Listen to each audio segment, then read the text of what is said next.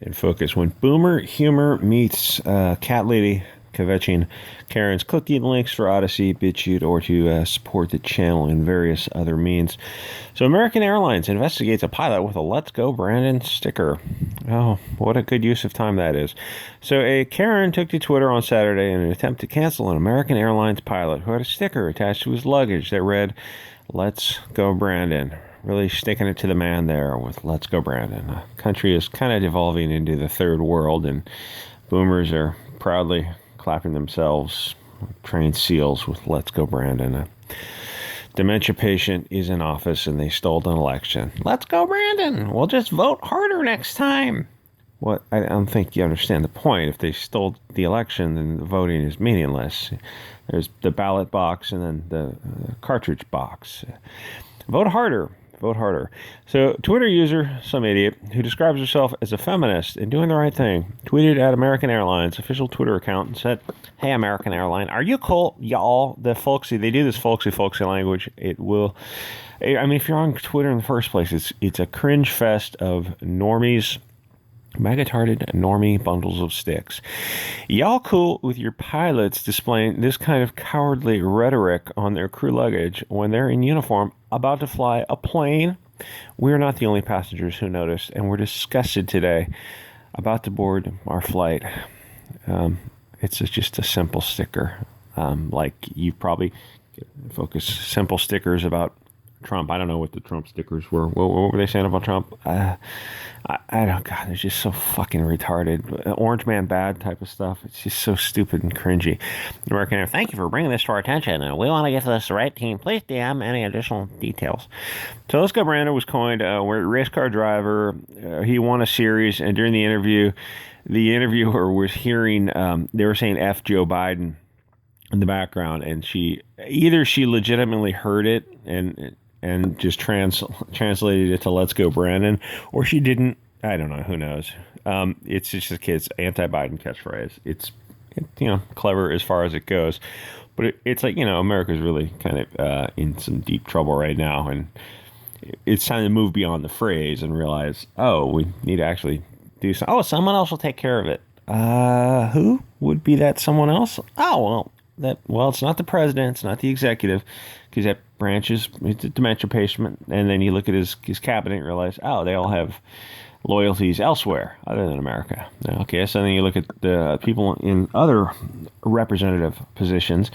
Oh, they're a bunch of shills for either China, Russia, or Israel. They're not shilling for us, because Nancy Pelosi is worth like $120 million.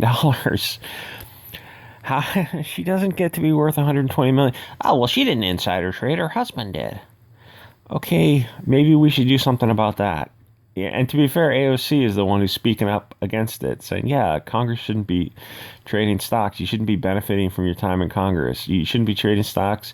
Your family shouldn't be. You shouldn't benefit from your time in office, which is a bigger picture way of saying it. She's worth $120 million. And like she's the darling of the left, and okay, maybe you'll change the law, but it's like how many people in Congress have profited from the taxpayers and from inside information at the expense of we the people. You're not going to vote your way out of this. It's way beyond that point. Anyway, so the phrase is taking people by storm. Here's Joe Biden's approval rating. It's pretty low because he's, as I said, got dementia. And Kamala Harris is probably one of the most unlikable people. She makes Hillary Clinton. Wasn't she taking likability lessons from Hillary Clinton? Which, is, to be fair, is an improvement because Hillary Clinton is more likable than Kamala Harris. Kamala Harris isn't all there, where Hillary Clinton is all there. She's smart, she's conniving, she's scheming, and she's evil. But she has some. She's all there. She has some. She's less further out on this. She's more to the center of the mental illness spectrum, where she has some self-awareness, where Kamala Harris is just nuts.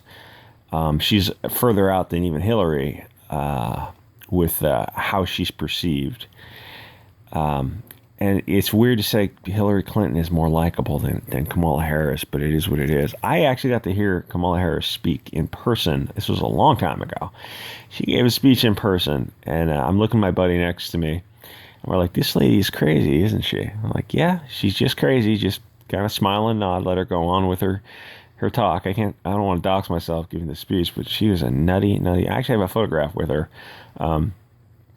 She's a crazy person back then. You go, oh yeah, she blew her way into office. I can believe that. I can believe that. You know, it's like learning one of the Supreme Court justices is a diversity hire. Like there's someone in the Supreme Court who's an idiot. Like she only got there because she's a purse puppy. Like, oh, well, you're not voting your way out of that either. That requires a reformat of the system where you have a purse puppy diversity hire literally sitting on the Supreme Court, like someone who doesn't know what she's talking about. It's like, oh, that's like one of the more powerful positions in the country. We're in deep shit. You look at Biden and then you look at Sotomayor. You realize like, oh, we're so fucked. Vote harder next time, cattle. Keep voting. Vote harder. Anyway, I suspect this is probably too bad for YouTube. Let's go, Brandon. Maybe we can try to take Idaho and Oregon. Maybe that would probably be. I mean, if you really, really wanted it, you could have it for the based states for people who just want to live without gender, trans, non-binary pronouns and mutilating little children. So they sterilizing children, turning them into catamites for adult degenerates. Probably time to focus on trying to take Oregon and Idaho. Anyway, like, comment, subscribe, and I'll see you guys, sports channel if you can, and I will see you guys on the various alternative platforms. I don't think this is going to go on YouTube.